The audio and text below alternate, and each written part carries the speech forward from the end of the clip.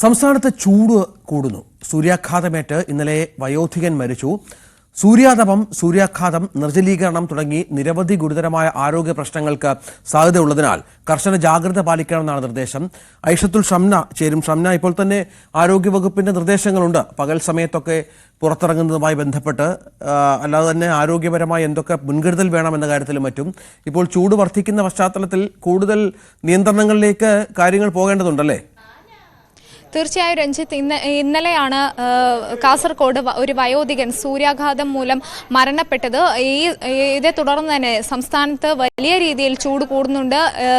സാധാരണഗതിയിൽ മാർച്ച് മാസത്തിൽ തുടക്കത്തിൽ തന്നെ, സാധാരണഗതിയെ അപേക്ഷിച്ച് നോക്കുമ്പോൾ മാർച്ച് മാസത്തിന്റെ തുടക്കത്തിൽ തന്നെ വലിയ രീതിയിലുള്ള ചൂടാണ് ഇത്തവണ അനുഭവപ്പെടുന്നത്. ഇതുകൊണ്ട് തന്നെ കർശനമായി ജാഗ്രതാ നിർദ്ദേശങ്ങൾ പാലിക്കണമെന്നാണ് ഇപ്പോൾ കാലാവസ്ഥാ വകുപ്പ് അറിയിച്ചിരിക്കുന്നത്. രാവിലെ 10 മണി മുതൽ 4 മണി വരെ നേരിട്ട് സൂര്യകിരണങ്ങൾ പതിക്കുന്ന തരത്തിൽ, ശരീരത്തിൽ പതിക്കുന്ന തരത്തിൽ വെയിൽ കൊള്ളരുത്.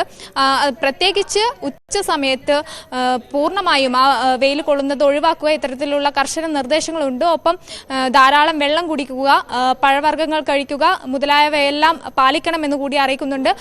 പക്ഷേ രഞ്ജിത്ത്, ഇപ്പോഴും ഈ തലസ്ഥാന നഗരിയിൽ ഉൾപ്പെടെ തെക്കൻ ജില്ലകളിൽ ചൂട് കുറവുണ്ട്. മറ്റ് വടക്കൻ ജില്ലകളെ അപേക്ഷിച്ച് തിരുവനന്തപുരം, കൊല്ലം, പത്തനംതിട്ട ജില്ലകളിലൊക്കെ നേരിയ തോതിൽ മഴ ലഭിക്കുന്നുണ്ട്. പക്ഷെ അതേസമയം മലബാർ ഏരിയകളിൽ അല്ലെങ്കിൽ കാസർഗോഡ്, കോഴിക്കോട്, മലപ്പുറം ജില്ലകളിലൊക്കെ കനത്ത ചൂടാണ് അനുഭവപ്പെടുന്നത്.